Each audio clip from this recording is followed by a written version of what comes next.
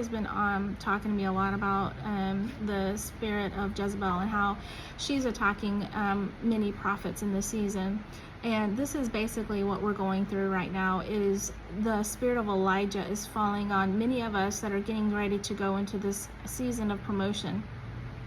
But I had written down here that the power of the prophet is to lift up and speak life and to judge and condemn the wicked, right? We're supposed to, I'm not talking about judging people. I'm talking about judging and condemning the wicked, right? The spirit of wickedness. We have been given the authority to bring judgments into the earth because we are seated in the heavenly courts with King Jesus. There is power in our tongue. Of the prophet and the prophetess, there is power in our tongue. That's why we have to be careful what we say and what we do in this season, because what we say will come to pass. That is why Jezebel is trying to shut our voices down in this season. She's trying to steal our lands, and literally she is trying to unalive us. Okay, I've gotten so many messages from people in this season, in this hour, in this past week of how they've been attacked by the Jezebel spirit trying to unalive them.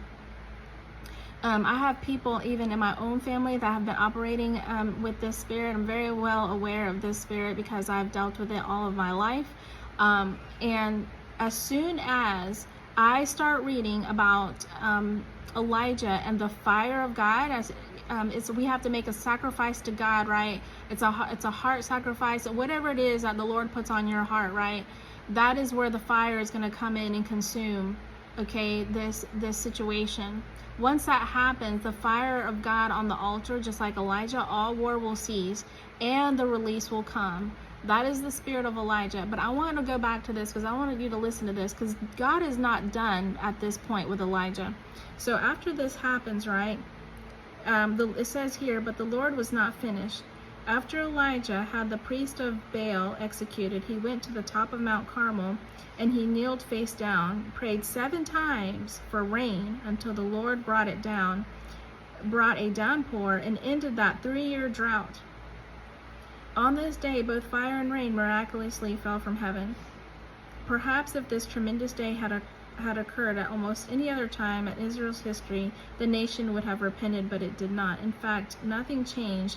Instead of the revival that Elijah had envisioned, an enraged Jezebel vowed to kill the Lord's prophets, spurring Elijah to flee into the wilderness. There Elijah collapsed, exhausted and despondent, beneath a juniper tree. "It is enough now, Lord," he said. The weary prophet prayed, "Take my life, for I am no better than my father." So this is where many of us